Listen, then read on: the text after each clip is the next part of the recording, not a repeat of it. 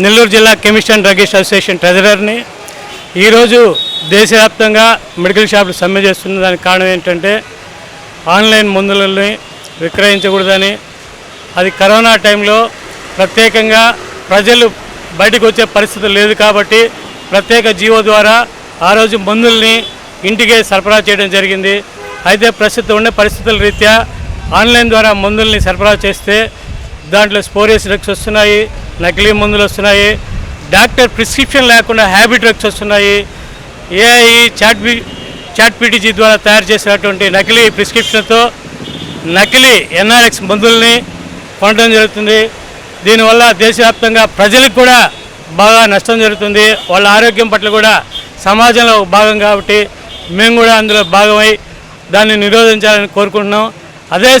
అదే సందర్భంలో దేశవ్యాప్తంగా కార్పొరేట్ సంస్థలు అధిక డిస్కౌంట్లకు ఇస్తూ చిన్న మధ్య తరహా షాపులని ఈ డిస్కౌంట్ల ద్వారా నష్టపరుస్తూ వారి వ్యాపారానికి తీవ్రంగా నష్టం జరుగుతుంది. కాబట్టి ఆన్లైన్లో అధిక డిస్కౌంట్ని, అదే సందర్భంలో ఆన్లైన్లో మందుల సరఫరాని పూర్తిగా మేము వ్యతిరేకిస్తున్నాము.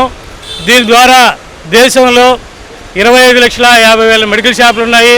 దాని మీద ఆధారపడి ఎన్నో ప్రత్యక్షంగాను పరోక్షంగాను కుటుంబాలు ఉన్నాయి.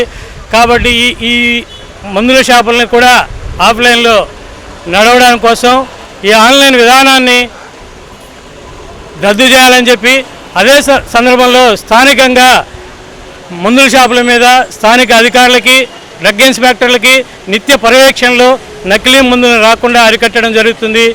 ఈ మందుల్ని ఫార్మసిస్ట్ ఆధ్వర్యంలో ఎలా వాడాలి, ఎలా వాడకూడదు అని చెప్పి, మరియు అదే ప్రిస్క్రిప్షన్ రిపీటెడ్ కాకుండా మరియు డాక్టర్ దగ్గరికి వెళ్ళి చూపించుకోమని చెప్పడం జరుగుతుంది.